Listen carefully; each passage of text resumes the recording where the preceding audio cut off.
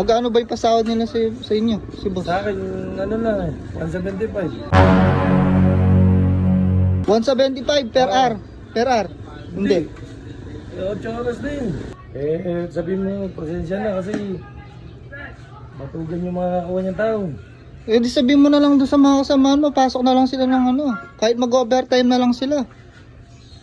Doon sa kabila gumagawa eh. Pre, di ba kayo papasok dito? Extra lang kami. Extra. Yan, may extra pa sila. Pre, di ba pumasok yung mga kasamahan mo? Hindi. Paano matatapos to? Ako lang mag-isa yung gano'n din. Paano matatapos yung pinapagawa ni boss niyan? 3 days na walang pumapasok pare. O ba't ano pang ginagawa ng mga kasama mo din? Ewan ko sa mga alas 10 na gumagalaw mo ngayon. Yan lang yung mga pumasok? Oo. Tapos alas 10 na sila gumagawa pag alang bantay. Wala. Minamadali pa naman yan eh. Kaya nga kahit ako mag-isa, tinatiga ko. Buti hindi pa sila nag-start dito. Alas 10 pa sila after break time, doon pa lang gagawain. Sila yung papalit. Kasi wala nga nagbabantay eh. Paano yun? Wala pang bubong oh. Oo ba? Ang laki pa naman ng budget na binigay dito. 200,000. Malaki pa lang. Tapos na pala dapat to eh. Tapos kalat-kalat pa yung mga gamit oh. Oh? Hindi sila nag-liquid, siya naglilinis eh. Hindi mo ba sila Hindi mo sila tinext? Kung makapasok ba sila ng alas 8? So, hindi ko sila sinadya basta ako, buong sahod ko, wala sila. Ano? Papagalitan tayo dito. Yung binungkal nyo na lupa dito nyo lang yun ano. Oo nga sila nag-ukay kahapon yan eh. Dapat pinasok nyo man lang dito, pinatag na to para masamentuan no. Pag ano, text ko naman sila. Para mabatag nila. Hindi, anong sasabihin ko kay boss niyan? Nagmamadali na ba talaga yan? Oo, August na yung opening ng ano, August na yung opening na sislingan dito eh. Sa August na ba bubukasan sislingan dito? Oo, ano na ngayon, July, magkakatapusan na ng July. Nag-scatter kasi yung contractor dito eh.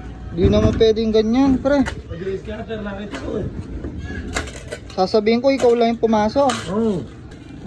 Papagalitan tayo ni boss. Kalat-kalat pa yung mga gamit dito, hindi nyo inayos oh. May naglaba pa nga kagabi dito eh. Kahit isang linggo meron na yan eh. Bakod pa lang yung nagagawa nyo. Bakit pa nga lang? Sabi mo, pasensya na kasi matugan yung mga kakuha niyang tao. Di sabihin mo na lang doon sa mga kasamahan mo, pasok na lang sila ng ano. Kahit mag-overtime na lang sila. Doon sa kabila gumagawa eh. Pre, di ba kayo papasok dito? Extra lang kami. Extra. Yan, may extra pa sila. May extra pa. Ako lang mag-isa gumagawa dito. Talaga di matatapos. Hindi matatapos to, papagalitan tayo ni boss. Paano?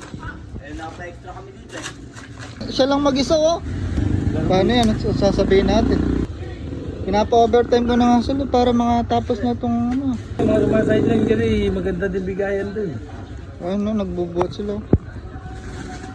Magkano ba yung pasahod nila sa inyo, si boss? Sa akin, ano lang eh, 175. 175 per hour. Per hour. Hindi. 8 oras na yun.